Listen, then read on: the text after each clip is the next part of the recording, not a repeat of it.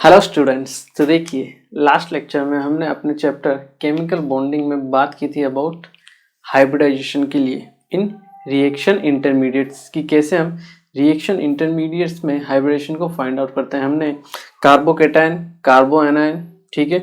इसके बाद हमने आपके किस में हाइब्रिडेशन देखा था, कार्बिन्स में, ठीक है। दो टाइप के आपके कार्बिन्स थे, सिंगलेट और ट्रिपलेट। सिंगलेट कार्बन वो होते हैं जिनकी मल्टीप्लिसिटी क्या होती है, 1 होती है, जहाँ पे आपके जो अनशेयर्ड इलेक्ट्रॉन होते हैं 2, वो किस फॉर्म में रहते हैं, पेयर्ड फॉर्म में रहते हैं। और सेकंड था आपका ट्रिपलेट कार्बन, जिसमें मल्टीप्लिसिटी कितनी होती है आपकी 3, ठीक है।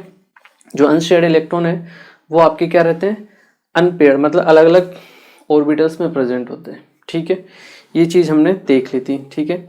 इसके बाद हमने एलिन्स के लिए बात कर ली थी और उससे पहले हमने बेंजाइन के लिए भी बात कर ली थी, ठीक है।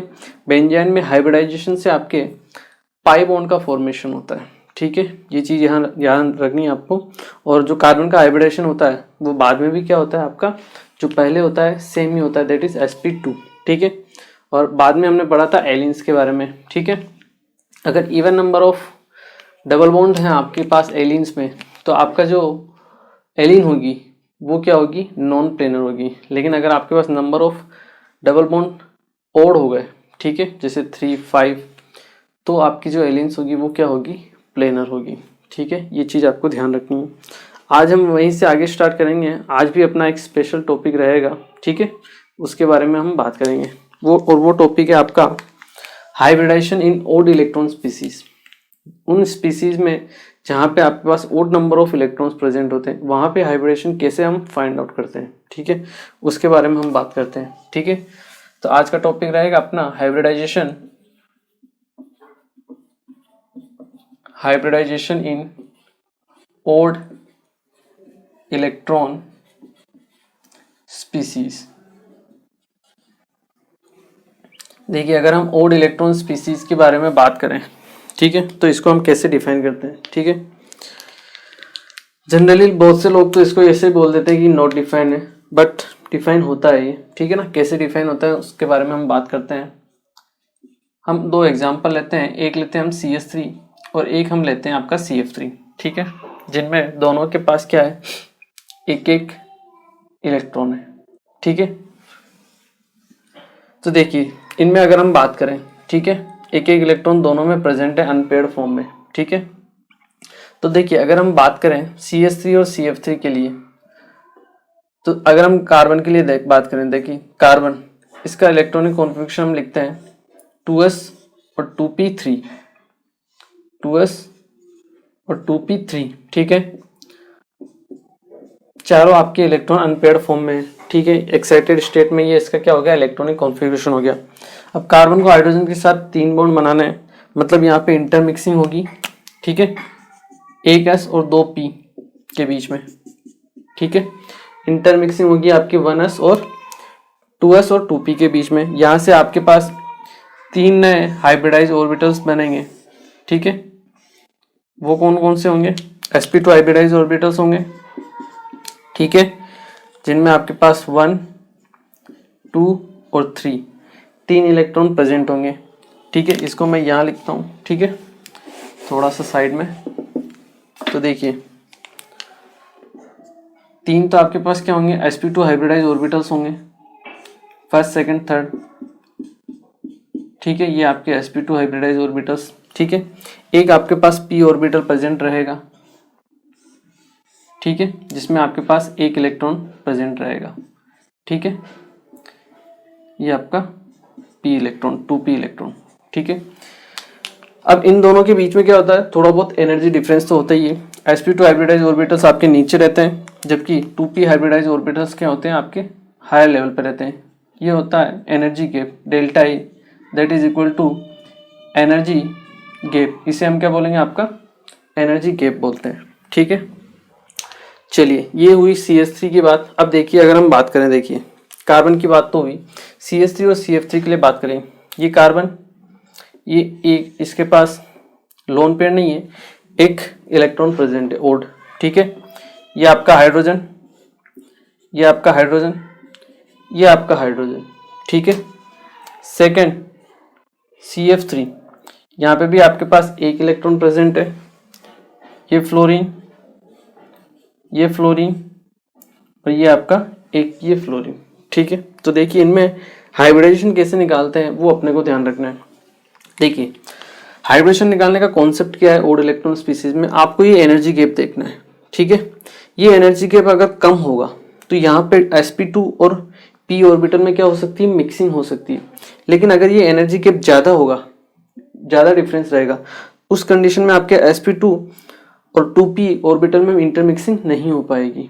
ठीक है, ये कॉन्सेप्ट काम में लेते हैं। यहाँ देखिए C और H कौन ज़्यादा इलेक्ट्रोनेगेटिव है, कार्बन और हाइड्रोजन में? कार्बन। तो कार्बन के ऊपर चार्ज आएगा डेल नेगेटिव, यहाँ पे हाइड्रोजन के ऊपर डेल पॉजिटिव। ठीक है, कार्बन के ऊपर पार्शियल चार्ज है नेगेटिव, जो आपका इलेक्ट्रॉन प्रेजेंट है उसके ऊपर भी चार्ज होता है नेगेटिव। नेगेटिव नेगेटिव आपस में क्या होगा, रिपल्शन होगा। इसका मतलब क्या है कि ये जो एनर्जी गैप है ये क्या होगा, इंक्रीज होगा। क्या होगा, इंक्रीज होगा। क्यों? क्योंकि यहाँ पे कार्बन पे भी नेगेटिव चार्ज है और आपका जो इलेक्ट्रॉन है उसके ऊपर भी नेगेटिव चार्ज है। दोनों नेगेटिव आपस में क्या करेंगे, रिपल्शन करेंगे, तो ये एनर्जी गैप क्या होगा, इंक्रीज होगा। अगर एनर्जी गैप इंक्रीज होगा तो sp2 और 2p ऑर्बिटल के बीच में हाइब्रिड ये जो इंटरमिक्सिंग है वो नहीं हो पाएगी। और अगर इंटरमिक्सिंग नहीं हो पाएगी तो आपका जो हाइब्रिडाइजेशन है वो क्या रहेगा, केवल और केवल sp2 ही रहेगा। ठीक है, चेंज नहीं होगा। ठीक है, तो आप यहां लिख भी सकते हो। ठीक है ना, कि due to induced negative charge on carbon atom, due to induced negative charge on carbon atom, there is more repulsion, there is more repulsion between sp2 and p orbitals.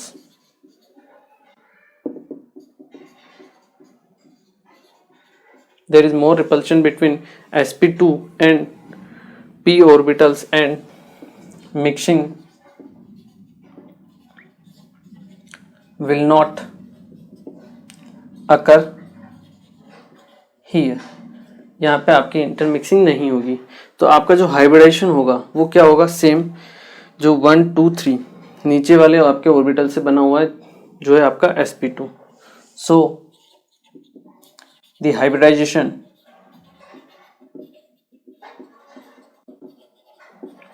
Will be sp2। क्या होगा, sp2 होगा। ठीक है, अब हम बात करते हैं फ्लोरीन के केस में, CF3 के केस में। तो देखिए कार्बन और फ्लोरीन में से मोर इलेक्ट्रोनेगेटिव कौन है, फ्लोरीन है। फ्लोरीन कार्बन के ऊपर क्या हो जाएगा, डेल प्लस, फ्लोरीन के ऊपर माइनस, डेल माइनस। ठीक है, del minus del minus, carbon के ऊपर प्लस चार्ज आ गया और यहाँ पे जो इलेक्ट्रॉन है उसके ऊपर नेगेटिव चार्ज। दोनों में अब क्या होगा, अट्रैक्शन होगा। मतलब ये जो इलेक्ट्रॉन है, ठीक है, इसमें और sp2 वाले जो इलेक्ट्रॉन है उसमें क्या होगा, अट्रैक्शन होगा। तो ये जो एनर्जी गैप है ये इंक्रीज होगा या डिक्रीज होगा, ये डिक्रीज होगा। तो ये मतलब आपके पास आएंगे। अगर ये एक दूसरे के पास आएंगे, यहाँ पे गैप कम होगा, तो यहाँ पे आपके चांसेस हो जाते हैं कि sp2 हाइब्रिडाइज ऑर्बिटल्स और p हाइब्रिडाइज ऑर्बिटल्स की क्या होगी, मिक्सिंग। और अगर मिक्सिंग हो गई तो आपके जो हाइब्रिडाइजेशन होगा वो sp2 से चेंज होकर क्या हो जाएगा, sp3। क्योंकि अब यहाँ पे आपके 1 2 3 और 4 ऑर्बिटल्स की मिक्सिंग हो रही है और मिक्सिंग होगी 4 ऑर्बिटल्स की, तो आपका हाइब्रिडेशन क्या होगा, sp3 होगा। ठीक है, ये चीज आपको ध्यान रखनी है। इसके केस में आप लिख सकते हो, फ्लोरीन के केस में ड्यू टू, यहाँ पे हमने क्या लिखा था, इंड्यूस नेगेटिव चार्ज, यहाँ पे क्या होगा आपका पॉजिटिव चार्ज होगा। Due to induced positive charge on carbon atom, there is less repulsion, या फिर हम कह सकते हैं there is attraction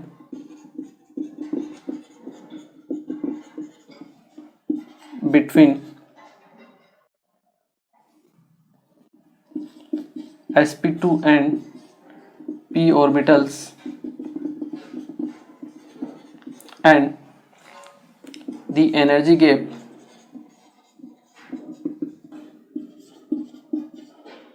will decreases, and so the mixing of sp2 and p orbital occur, and due to this mixing the hybridization changes. Hybridization changes from sp2 to sp3, क्योंकि ये अब यहाँ पे आपके 4 ऑर्बिटल्स की इंटरमिक्सिंग हो रही है, ठीक है। तो आपका हाइब्रिडेशन क्या होगा, sp3 होगा, ठीक है।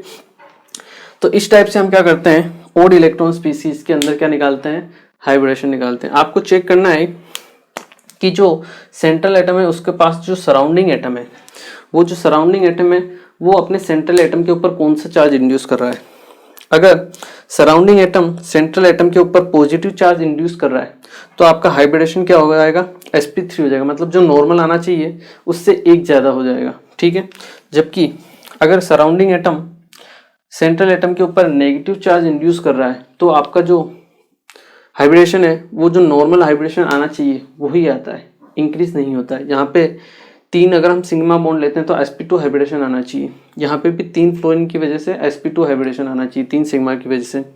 यहाँ पे आपके कार्बन के ऊपर नेगेटिव चार्ज हो रहा है, ठीक है, तो नेगेटिव की वजह से आपका हाइब्रिडेशन चेंज नहीं होगा, तो हाइब्रिडेशन sp2 ही रहेगा। यहाँ पे कार्बन के ऊपर पॉजिटिव चार्ज इंड्यूस हो रहा है तो आपका हाइब्रिडेशन एक और इंक्रीज हो जाएगा, तो sp2 की जगह क्या हो जाएगा, आपका sp3 हो जाएगा, ठीक है। तो इस टाइप से आपको क्या करना है, हाइब्रिडेशन निकालना है। ऐसे क्वेश्चन बहुत ही रेयर केस में पूछे जाते हैं, मैं आपको पहले ही बता देता हूँ, ठीक है ना, स्पेशल केस है ये, ठीक है। बट फिर भी क्वेश्चंस कभी कभी मिल जाते हैं तो अपने को कन्फ्यूजन नहीं होना चाहिए, अपने को पता होना चाहिए कि हाँ किस तरीके से हम और स्पीसीज में हाइब्रिडेशन को फाइंड आउट करते हैं, ठीक है। चलिए इसे आप नोट कीजिए, फिर हम कुछ एग्जाम्पल्स के बारे में बात करते हैं। चलिए अब हम कुछ एग्जाम्पल्स लेते हैं, ठीक है ना, ताकि आपको थोड़ा और इसमें क्लियरिटी आए कि कैसे आपको हाइब्रिडेशन निकालना है, ठीक है। यहाँ पे एक और केस बनता है, ठीक है ना, जब आपके सेंट्रल मेटल एटम के पास क्या होता है, लोन पेयर प्रेजेंट होता है, ठीक है। तो उस कंडीशन में जब आपके पास लोन पेयर प्रेजेंट होता है तब आपके पार्शियल पॉजिटिव चार्ज का कोई इफेक्ट नहीं पड़ता है। किसका, पार्शियल पॉजिटिव चार्ज जो इलेक्ट्रोनेगेटिविटी डिफरेंस से जनरेट होता है, डेल नेगेटिव या डेल पॉजिटिव, उसका कोई इफेक्ट नहीं पड़ता है जब आपके पास क्या हो, लोन पेयर प्रेजेंट होता है, ठीक है। उसके बारे में भी हम बात करते हैं। तो हम एग्जांपल लेते हैं। फर्स्ट एग्जांपल है आपका, दैट इज NO2। अगर हम NO2 की बात करें, ठीक है, स्ट्रक्चर देखिए, नाइट्रोजन डबल बॉन्ड और एक आपका रहता है आपका कोऑर्डिनेट बॉन्ड, ठीक है। 2 और 2 यहाँ पे टोटल हो गए 4 इलेक्ट्रॉन, नाइट्रोजन के पास 1 इलेक्ट्रॉन बच गया है, ठीक है। तो ये आपका ओड इलेक्ट्रॉन स्पीसीज है, ठीक है। तो देखिए नॉर्मल कंडीशन में अगर हम बात करें तो 1 तो सिग्मा यहाँ पे, 1 सिग्मा यहाँ पे, मतलब यहाँ पे हाइब्रिडेशन होना चाहिए sp, क्या होना चाहिए, sp। बट अपने वाले तरीके से देखते हैं, ठीक है। नाइट्रोजन और ऑक्सीजन में मोर इलेक्ट्रोनेगेटिव कौन है, ऑक्सीजन है।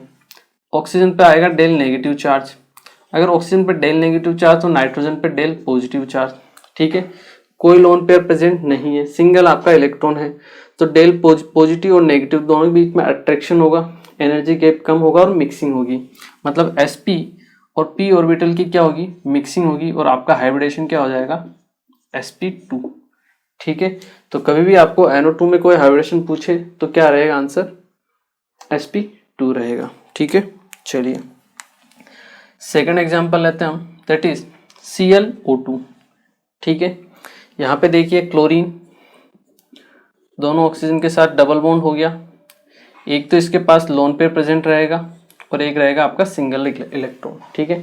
क्लोरीन के वैलेंस शेल में 7 इलेक्ट्रॉन होते हैं, 4 तो उसने ऑक्सीजन के साथ काम में ले लिए, 3 इलेक्ट्रॉन बचे, मतलब 1 लोन पेयर और एक यहाँ पे आपका इलेक्ट्रॉन है, सिंगल इलेक्ट्रॉन, ठीक है। नॉर्मल हाइब्रिडेशन निकालें तो 1 2 और एक लोन पेयर की वजह से क्या आता है, sp2, ठीक है। अब देखिए ऑक्सीजन और कार्बन, मोर इलेक्ट्रोनेगेटिव कौन है आपका, ऑक्सीजन, तो ऑक्सीजन पे आ गया डेल नेगेटिव, कार्बन पे आ गया डेल पॉजिटिव, ठीक है। अब आप मुझे बताइए डेल पॉजिटिव और इलेक्ट्रॉन पेयर पूरा का पूरा लोन पेयर है, ठीक है। दोनों में आपका डोमिनेट कौन करेगा, लोन पेयर ही करेगा। तो जब लोन पेयर प्रेजेंस होता है किसी भी सेंट्रल मेटल एटम के पास में, ये आपका क्लोरीन है, ठीक है, तो सेंट्रल मेटल एटम के पास में लोन पेयर प्रेजेंट होता है, तब उस कंडीशन में आपके पार्शियल पॉजिटिव या पार्शियल नेगेटिव चार्ज का कोई इफेक्ट नहीं रहता है, ठीक है, क्योंकि ये आपका कंप्लीट इलेक्ट्रॉन का चार्ज है, ये आपका पार्शियल चार्ज है, ठीक है। तो उस कंडीशन में हम इस पार्शियल चार्ज को क्या कर देते हैं, नेग्लेक्ट कर देते हैं, ठीक है। और जो नॉर्मल स्ट्रक्चर से हाइब्रिडेशन आता है उसे ही हम काउंट करते हैं, ठीक है ना। तो आप लिख भी सकते हो यहाँ पे due to presence of lone pair there is no effect of partial charge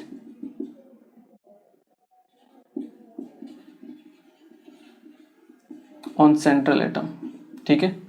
due to presence of lone pair there is no effect of partial charge on central atom and the hybridization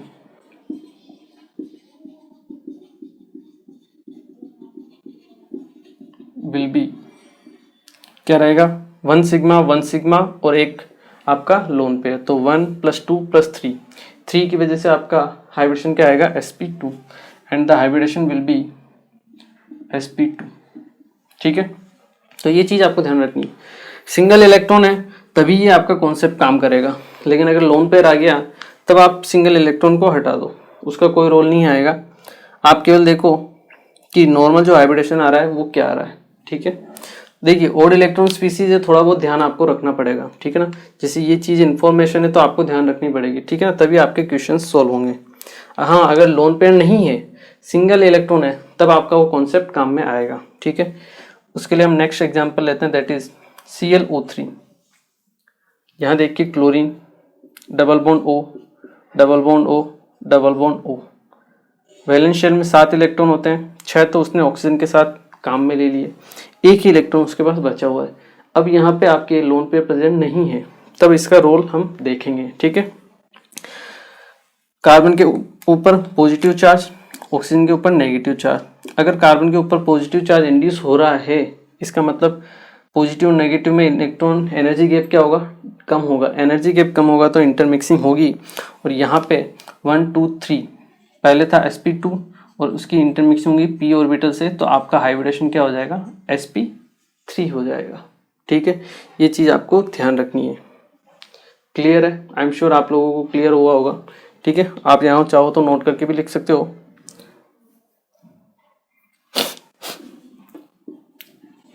here the intermixing और the mixing of sp2 and p orbital occurs and hybridization changes to sp3। Hybridisation क्या हो जाता है, sp3 हो जाता है, ठीक है। ये चीज़ आपको ध्यान रखनी है, ठीक है। आई एम श्योर क्लियर हुआ होगा, सिंपल सा होता है ये, ठीक है। इसे आप नोट कीजिए, फिर हम कुछ और बात करते हैं इसी के बारे में, ठीक है। चलिए इसे एक बार आप नोट कीजिए। चलिए तो अब हम आगे बढ़ते हैं, ठीक है, और बात करते हैं डाइमराइजेशन के लिए। डाइमराइजेशन क्या होता है, ये जो आपका सिंगल इलेक्ट्रॉन स्पीसीज है, ठीक है, ऐसे 2 मॉलिक्यूल आपस में मिलते हैं और एक इलेक्ट्रॉन एक स्पीसीज का, दूसरा इलेक्ट्रॉन दूसरे स्पीसीज का आपस में मिलके क्या कर लेते हैं, आपका एक बॉन्ड का फॉर्मेशन कर लेते हैं, जिसे हम बोलते हैं आपका डाइमराइजेशन, ठीक है। और ऑड इलेक्ट्रॉन स्पीसीज जो होती है, मैंने आपको, हम इसको एटॉमिक स्ट्रक्चर में भी पढ़ चुके हैं पहले, कि ऐसे स्पीसीज जहाँ पे आपके पास अनपेयर्ड इलेक्ट्रॉन प्रेजेंट होता है, वो नेचर में कैसी होती है, आपके पैरामैग्नेटिक होती है। ठीक है, तो आप लिख सकते हो यहाँ पे पॉइंट डाल के, all odd electron species are paramagnetic in nature. नेचर में कैसी होती है आपके, पैरामैग्नेटिक होती है। ठीक है, पहली बात तो ये हो गई। ठीक है, जो चीज़ आपको ध्यान रखनी। अब हम बात करेंगे आपके डाइमराइजेशन की। Dimerisation of odd electron species. तो देखिए, जब डाइमराइज होता है तो प्रॉपर्टीज में क्या क्या चेंजेस होता है वो हम देखते हैं। ठीक है, फर्स्ट हम एग्जांपल लेते हैं आपके CH3 का, CH3 डॉट। ठीक है, तो देखिए CH3 डॉट, इसकी अगर हम बात करें, हमने इसका हाइब्रिडेशन देखा था। कार्बन के ऊपर क्या आता है, नेगेटिव चार्ज आता है, तो हाइब्रिडेशन नॉर्मल आपका sp2 ही रहता है। यहाँ पे ये आपका हाइड्रोजन, इसका अगर हम बात करें डायग्राम की, तो ये हाइड्रोजन, या फिर सिंपल ले लीजिए आप, कार्बन, हाइड्रोजन, हाइड्रोजन, हाइड्रोजन, ये आपका क्या हो गया, इलेक्ट्रॉन पेयर प्रेजेंट हो गया। ठीक है, हाइब्रिडेशन क्या होगा इसका, sp2 होगा। ठीक है, पहली बात। नेचर में कैसा होगा ये, एक तो प्लेनर होगा। ठीक है, एक इलेक्ट्रॉन अनपेयर्ड है, तो नेचर में कैसा होगा आपका ये, पैरामैग्नेटिक। ठीक है, पैरामैग्नेटिक। ठीक है, चलिए अब ये जब डाइमराइज होगा तो क्या होगा, ये आपका C, ये आपका H, ये H, ये आपका एक इलेक्ट्रॉन इसके पास प्रेजेंट है। ठीक है, डाइमराइज होगा दूसरे कार्बन के साथ, उसके पास भी एक इलेक्ट्रॉन प्रेजेंट है। ये आपका हाइड्रोजन, हाइड्रोजन, ये हाइड्रोजन, दोनों एक इलेक्ट्रॉन आपस में मिक्स होंगे। ठीक है, और क्या फॉर्म हो जाएगा आपके पास, CH, यहाँ पे एक और सिंगल बॉन्ड बन जाएगा आपके पास। इस टाइप से आपका क्या हो जाएगा, ये आपका डाइमराइज हो जाएगा। ये आपका डाइमर मतलब दो मॉलिक्यूल्स का आपस में मिलना। ठीक है, तो देखिए यहाँ अगर हम हाइब्रिडेशन बात करें कार्बन का, क्या होगा, sp3, यहाँ पे भी sp3, यहाँ पे क्या था, sp2 था। ये प्लेनर जियोमेट्री थी, प्लेनर थी ये आपकी, जो CH3 था वो नेचर में कैसा था, प्लेनर, जबकि यहाँ पे क्या हो जाएगा, ये आपका नॉन प्लेनर। यहाँ पे नेचर कैसा था, पैरामैग्नेटिक। यहाँ पे कोई भी अनपेयर्ड इलेक्ट्रॉन प्रेजेंट नहीं है, तो नेचर में कैसा होगा आपका, डायामैग्नेटिक। ठीक है, तो ये चेंजेस आते हैं आपके जब आपके ओड इलेक्ट्रॉन स्पीसीज का क्या होता है, डाइमराइज होता है, मतलब वो दो मॉलिक्यूल्स आपस में मिलते हैं। तो हाइब्रिडेशन चेंज हो सकता है, प्लेनर नॉन प्लेनर चेंज हो सकता है आपका, और मैग्नेटिक नेचर आपका चेंज हो सकता है, ये आपको ध्यान रखना है। सेकंड हम एग्जांपल लेते हैं, इसी में CH3 का लेते हैं। ठीक है, ये इसमें हमने हाइब्रिडेशन देखा था, आपके पास sp3 था। क्लियर है, अगर sp3 हाइब्रिडेशन है, ये आपका क्लोरीन,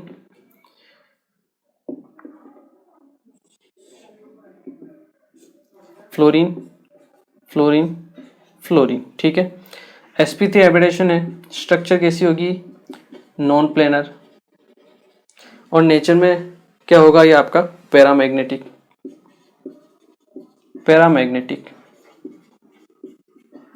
क्योंकि एक अनपेयर्ड इलेक्ट्रॉन प्रेजेंट है। ठीक है, डाइमर फॉर्म होगा, डाइमराइजेशन में क्या होगा, ये फ्लोरीन, फ्लोरीन, ये फ्लोरीन।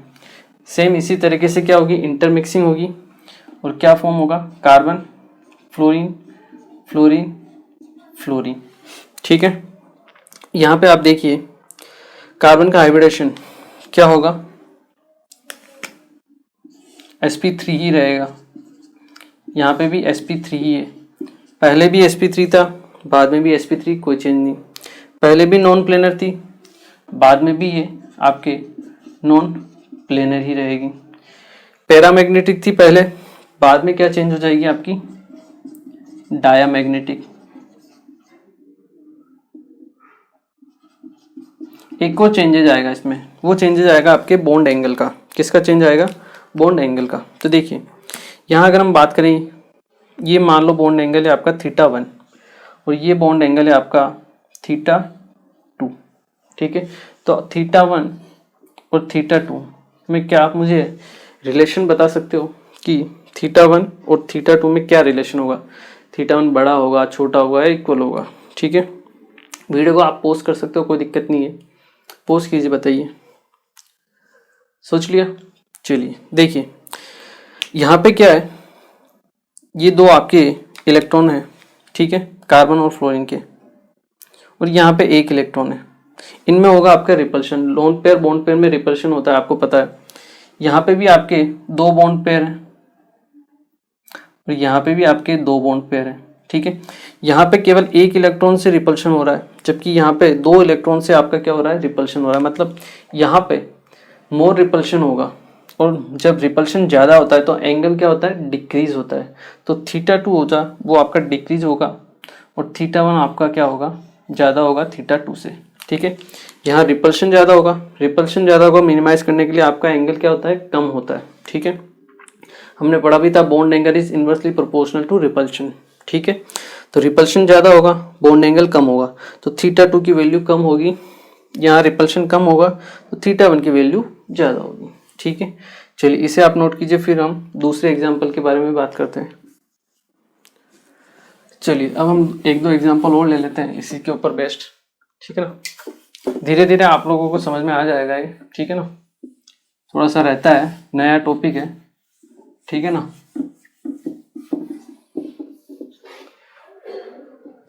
चलिए एक और एग्जाम्पल लेते हैं हम, थर्ड एग्जाम्पल। ये होता है आपका NO2। NO2 का हम एग्जाम्पल लेते हैं। हमने स्ट्रक्चर देख ली, एंड डबल बॉन्ड O, और एक क्या रहेगा आपके पास? इलेक्ट्रॉन, एक सिंगल इलेक्ट्रॉन प्रेजेंट रहेगा। हाइब्रिडेशन क्या होता है? 1, 2 और 3, sp2 हाइब्रिडेशन रहता है। sp और p की इंटरमिक्सिंग होती है, यहाँ पे sp2 हाइब्रिडेशन रहता है, ठीक है। प्लेनर रहेगा और नेचर में कैसा होगा आपका? पैरामैग्नेटिक, ठीक है। टाइमर फॉर्म होगा इसका, एंड डबल बॉन्ड O, ये एक बॉन्ड O, यहाँ पे भी एंड डबल बॉन्ड O, ये आपका कोऑर्डिनेट बॉन्ड O। दोनों के पास एक एक इलेक्ट्रॉन प्रेजेंट है, दोनों आपस में सिंगल बॉन्ड बना लेंगे। यहाँ पे हाइब्रिडेशन क्या हो जाएगा आपके पास? 1, 2, 3, sp2, यहाँ पे भी आपका हाइब्रिडेशन sp2। हाइब्रिडेशन में कोई चेंज नहीं, पहले प्लेनर थी, बाद में भी प्लेनर ही रहेगी। पहले पैरामैग्नेटिक थी, अब क्या हो जाएगी आपकी? डायामैग्नेटिक, ठीक है। तो डायग्राम बना के देखना, कोई दिक्कत वाली बात नहीं। चौथा एग्जांपल हम देखते हैं, ClO3, ठीक है। यहाँ पे देखिए वही आपका chlorine, double bond O, double bond O, double bond O, एक इसके पास इलेक्ट्रॉन प्रेजेंट है, ठीक है। 1, 2, 3 हाइब्रिडेशन, इसको भी काउंट करेंगे हम। हाइब्रिडेशन क्या होगा? sp2 प्लस p, मिक्सिंग होगी, sp3 हाइब्रिडेशन होगा। नेचर में कैसा होगा आपका? एक तो नॉन प्लेनर होगा और साथ में होगा आपका पैरामैग्नेटिक, ठीक है। डाइमर होगा, तो देखिए डाइमर में क्या होगा? Cl, double bond O, double bond O, double bond O, Cl, double bond O, double bond O, ये आपका डबल बॉन्ड O। ये भी आपका 1, 2, 3, 4, sp3 हाइब्रिडाइज होगा, दोनों क्लोरीन, नॉन प्लेनर होगा, ठीक है। और साथ में क्या होगा आपका?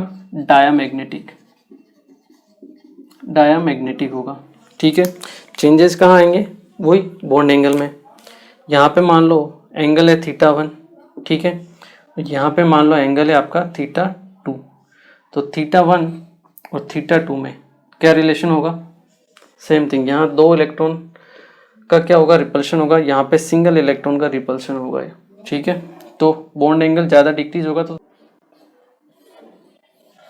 ठीक है, θ1 की वैल्यू ज़्यादा होगी और θ2 की वैल्यू क्या हो जाएगी आपके पास? कम हो जाएगी। क्यों? क्योंकि यहाँ पे दो इलेक्ट्रॉन का रिपल्शन लगेगा, ज़्यादा रिपल्शन लगेगा, तो आपका θ2 कम हो जाएगा, ठीक है। चलिए इसे आप नोट कीजिए, फिर हम बात करते हैं अपना एक और टॉपिक है नेक्स्ट, जो है आपका परसेंटेज एस कैरेक्टर, ठीक है। ये आई थिंक हम लोगों ने शायद पीरियोडिक टेबल में भी पढ़ा हुआ है, ठीक है, बट इसको एक बार हम देख लेते हैं कि कैसे हम परसेंटेज एस कैरेक्टर को फाइंड आउट करते हैं, ठीक है ना। एक बार आप इसे नोट कीजिए। चलिए, तो अब हम बात करते हैं hybridization and percentage S character.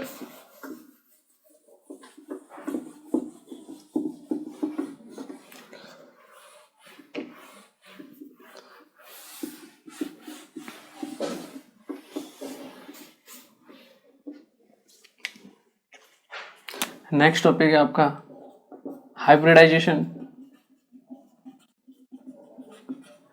And percentage S character.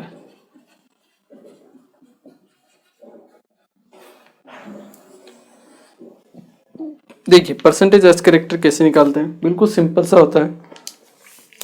अगर हम बात करें हाइब्रिडाइजेशन, आपका sp, sp2 और sp3, ठीक है। कार्बन के लिए हम बात करते हैं मेनली जनरली, तो sp, sp2 और sp3 हाइब्रिडेशन होता है, ठीक है। यहाँ हाइब्रिडेशन कैसे निकालते हैं, परसेंटेज एस कैसे निकालना है, ठीक है। अगर आपको परसेंटेज एस कैरेक्टर निकालना है तो आपको देखना है कितने ऑर्बिटल्स की मिक्सिंग हो रही है। एक s ऑर्बिटल, एक p ऑर्बिटल है, ठीक है। 2 ऑर्बिटल है टोटल, जिसमें से आपका s ऑर्बिटल कितना है 1, तो सिंपल होता है 1/1 + 1 × 100, ये होगा 1/2 × 100, दैट इज 50%। मतलब यहाँ पे sp हाइब्रिडाइज ऑर्बिटल्स है जिसमें एक s है और एक p है, तो परसेंटेज एस कैरेक्टर कितना हो गया 50%, ठीक है, सिंपल। यहाँ पे आपके 3 ऑर्बिटल मिक्स हो रहे हैं, एक तो s है और 2 p है, तो परसेंटेज एस कैरेक्टर क्या होगा 1/1 + 2, एक तो आपका s का और 2 किसके p के, × 100, ये हो जाएगा आपके 33.33%। sp3 एक s और 3 p, टोटल हो गए 4, जिसमें से आपके पास s का कितना है 1, तो 1/1 + 3 लिखो या 1/4 लिखो × 100, ये हो गया आपके पास 25%, ठीक है। 4 कैसे आया, एक तो s का और 3 p के, क्लियर, 25%।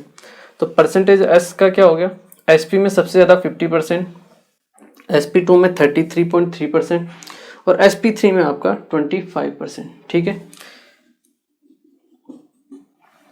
कभी कभी इसे spi से भी डिनोट करते हैं, हाइब्रिडाइजेशन को spi से, और ये i जो होता है आपका i, इसे हम क्या बोलते हैं, हाइब्रिडाइजेशन इंडेक्स। क्या बोलते हैं, हाइब्रिडाइजेशन इंडेक्स, जिसको हम डिफाइन करते हैं i = p/s से, किससे, p/s से, मतलब p में ऑर्बिटल डिवाइड बाय s के ऑर्बिटल, तो p में आपके 3 ऑर्बिटल 3/1, यहाँ पे 2/1, यहाँ पे 1/1, ठीक है। यहाँ से हम बॉन्ड एंगल भी डिफाइन कर सकते हैं, bond angle in different hybridise orbitals, bond angle in different hybridise orbitals. जो कोस थीटा होता है वो होता है आपके -1/i के इक्वल, ठीक है। यहाँ से अगर हम थीटा निकालें, थीटा की वैल्यू आएगी आपके पास कोस इनवर्स -1/i, ठीक है।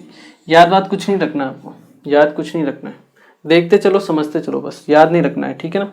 याद जो रखना है वो मैं आपको बता दूंगा। तो देखिए, बॉन्ड एंगल अगर हम यहाँ निकालें, इनके लिए sp के लिए अगर हम निकालें तो कोस इनवर्स -1/i, i की वैल्यू क्या होगी p/s, मतलब p में भी 1 और s में भी 1 इलेक्ट्रॉन है, तो 1/1 1 ही हुआ। तो कोस इनवर्स -1 कब होता है, जब आपके बॉन्ड एंगल कितना होता है थीटा 180 डिग्री, ठीक है। और हमें पता है sp हाइब्रिडाइज ऑर्बिटल में आपका sp हाइब्रिडेशन में बॉन्ड एंगल कितना होता है 180 डिग्री। sp2 में देखिए, यहाँ जो होगा आपके पास कोस इनवर्स -1/i, i की वैल्यू p/s, दैट इज 2/1, तो ये आपके पास 2 होगी। कोस इनवर्स -12 कब होता है, जब आपके पास थीटा कितना होता है 120 डिग्री, ठीक है। हमें पता है sp2 में बॉन्ड एंगल 120 डिग्री होता है। sp3 कोस इनवर्स -1/p/s 3/1, 3 -1/3, ये एंगल होता है आपका थीटा 109 डिग्री 28 मिनट। ठीक है, हमें पता है sp3 में हाइब्रिडेशन आपका बॉन्ड एंगल कितना होता है 109 डिग्री 28 मिनट होता है। ठीक है, तो यहाँ से हम इसको भी डिफाइन कर सकते हैं। ठीक है, पहली बात तो ये। दूसरी बात, अगर आपको परसेंटेज एस कैरेक्टर निकालना ही है तो एक और फॉर्मूला होता है परसेंटेज एस कैरेक्टर का, या फिर हाँ आप परसेंटेज एस कैरेक्टर ही बोल लीजिए। वो होता है S upon S plus P into 100। ठीक है ना, एस के ऑर्बिटल्स डिवाइड बाय एस के ऑर्बिटल प्लस पी के ऑर्बिटल इंटू 100, ये वही है। ठीक है, इसको अगर हम और सिंप्लीफाई करें, अरेंज करें, तो ऊपर नीचे दोनों में हम एस से डिवाइड कर देते हैं, तो क्या हो जाएगा आपके पास 1 upon S by S 1 plus P by S into 100, that is 1 upon 1 plus P by S को हम क्या लिख सकते हैं आई इंटू 100। तो कभी कभी परसेंटेज एस कैरेक्टर को ऐसे भी डिफाइन किया जा सकता है। ठीक है, कोई याद रखने की जरूरत नहीं है, देख लिया समझ लिया, ठीक है चलने दो।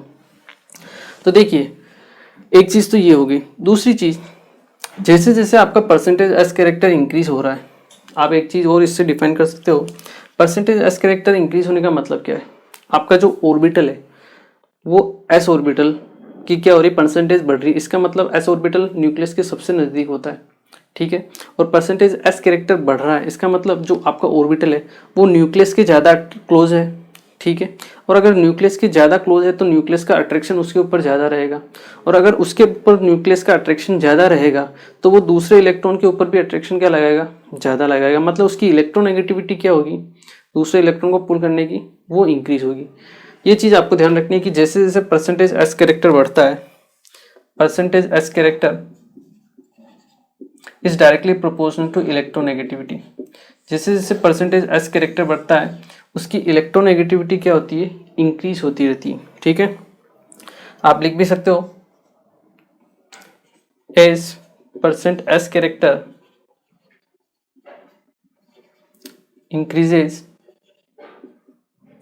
in an orbital as percentage S character increases, the orbital becomes more closer to the nucleus, and due to this the electronegativity increases। उसकी इलेक्ट्रोनेगेटिविटी क्या होती है, इंक्रीज होती है। तो अगर हम बात करें sp2 और sp3 के केस में, ठीक है, परसेंटेज एस कैरेक्टर सबसे ज़्यादा किसका है, sp का 50%। तो यहाँ पे इलेक्ट्रोनेगेटिविटी होती है वो सबसे ज़्यादा होती है, दैट इज अराउंड 3.25। ठीक है, जबकि sp2 में ये होती है आपके 2.75 और sp3 में होती है अराउंड 2.48। ये चीज़ है जो आपको ध्यान रखनी है। क्लियर है? जैसे जैसे परसेंटेज एस कैरेक्टर बढ़ता जाएगा आपका इलेक्ट्रोनेगेटिविटी जो है वो भी क्या होगी, इंक्रीज होती रहेगी। ठीक है, देखिए इसके ऊपर अगर मैं आपको एक एग्जांपल करवाऊँ तो कभी कभी ऐसे रफ एग्जांपल पूछ लिए जाते हैं, जैसे sp4 में पूछ लिया आपको परसेंटेज एस कैरेक्टर, तो आप ये सोचने लगो कि sp4 तो ऐसा हाइब्रिडेशन होता ही नहीं है। ठीक है, तो ऐसा नहीं है। ठीक है, क्वेश्चन बनाया है तो अपने को आंसर देना पड़ेगा। अपने को केवल क्या पूछा है, परसेंटेज एस कैरेक्टर पूछा है, तो सिंपल है, निकाल लो आप परसेंटेज एस कैरेक्टर 1/1 + 4 इंटू 100 मतलब 20%। तो sp4 में परसेंटेज एस कैरेक्टर कितना होगा, 20% होगा। ठीक है, ये नहीं पूछा कि sp4 होता है नहीं होता है, परसेंटेज एस कैरेक्टर पूछा ना, परसेंटेज एस कैरेक्टर निकाल दो। ठीक है, थीटा पूछ ले, मान लो थीटा निकाल लो, कोस इनवर्स -1/i, आई की वैल्यू होती है 4, ये 4, बस एग्जाम में आपको इसकी वैल्यू दी हुई रहेगी। ठीक है, और नहीं रहेगी तो आपका आंसर यही रहेगा। ठीक है, तो ये आपका बॉन्ड एंगल हो जाएगा। ठीक है, तो इस टाइप से क्वेश्चन आपको पूछे जा सकते हैं। ठीक है, तो आपको ये जो पोर्शन है इधर वाला, इसको ज़्यादा ध्यान रखने की ज़रूरत नहीं है, ये आपके लिए एक्स्ट्रा पोर्शन है। ठीक है, आपको ये वाला पोर्शन ध्यान रखना है कि कैसे हम हाइब्रिडेशन निकालते हैं, मतलब हाइब्रिडेशन के अंदर परसेंटेज एस कैरेक्टर कितना होता है वो फाइंड आउट करते हैं, ठीक है। और एस कैरेक्टर की सेकेंड पॉइंट है ये, S character directly proportional to the electronegativity के। और थर्ड है आपको इलेक्ट्रोनेगेटिविटी की वैल्यू याद होनी चाहिए, ठीक है। वो पोर्शन मत याद रखो, कोई दिक्कत नहीं है, ये पोर्शन आपको ध्यान रखना है। क्लियर है? चलिए इसे आप एक बार आप नोट कीजिए। ओके, तो देखिए आज के लेक्चर में बेसिकली हमने बात की मेन तो आपका ओड इलेक्ट्रॉन स्पीसीज में कैसे हम हाइब्रिडेशन फाइंड आउट करते हैं। ये इंपॉर्टेंट है, जो आपको ध्यान रखना है कि जो सराउंडिंग एटम है वो सेंट्रल एटम के ऊपर पॉजिटिव चार्ज इंड्यूस कर रहे हैं या नेगेटिव चार्ज इंड्यूस कर रहे हैं। अगर पॉजिटिव चार्ज इंड्यूस कर रहे हैं तो जो एनर्जी गैप होगा वो कम हो जाता है आपके प्योर पी ऑर्बिटल और sp2 हाइब्रिडाइज ऑर्बिटल्स के बीच में, तो आपके इंटरमिक्सिंग होने के चांसेस बढ़ जाते हैं, ठीक है। तो उसमें आपका हाइब्रिडेशन चेंज हो जाता है। लेकिन अगर नेगेटिव चार्ज इंड्यूस हो रहा है तो नेगेटिव में रिपल्शन होगा तो एनर्जी गैप इंक्रीज होगा, तब उस केस में आपकी इंटरमिक्सिंग नहीं होती है। तो आपका जो पहले हाइब्रिडेशन था वही आपका क्या होगा, बाद में भी हाइब्रिडेशन रहेगा, ठीक है। हमने एग्जांपल देखे अलग अलग। उसके बाद हमने बात की डाइमराइजेशन के बारे में, ठीक है। जितने भी आपकी ओड इलेक्ट्रॉन स्पीसीज होती है सबके पास एक अनपेयर्ड इलेक्ट्रॉन प्रेजेंट होता है, या तो उनमें 5 इलेक्ट्रॉन होंगे, 7 इलेक्ट्रॉन होंगे, ठीक है। सब में एक इलेक्ट्रॉन प्रेजेंट रहेगा जो अनपेयर रहेगा, उनकी कभी पेयरिंग नहीं हो सकती, मतलब वो नेचर में हमेशा पैरामैग्नेटिक ही होंगे। और जब डाइमर फॉर्म होता है, उनका 2 मॉलिक्यूल्स आपस में मिलते हैं, तब वो नेचर में कैसा हो जाते हैं, डायमैग्नेटिक हो जाते हैं, ठीक है। पहले पैरामैग्नेटिक रहेंगे, बाद में डायमैग्नेटिक में कन्वर्ट हो जाएंगे, ठीक है। स्ट्रक्चर भी चेंजेस होते हैं, पोलर नॉन पोलर, वो भी हमने देख लिए, ठीक है। और बाद में हमने बात की परसेंटेज एस कैरेक्टर के बारे में, ठीक है। चलिए आज के लेक्चर को हम यहीं फिनिश करते हैं। नेक्स्ट लेक्चर में हम और कुछ अपनी नई चीज़ों के बारे में बात करेंगे, ठीक है। तो मिलते हैं फिर next lecture. Thank you very much.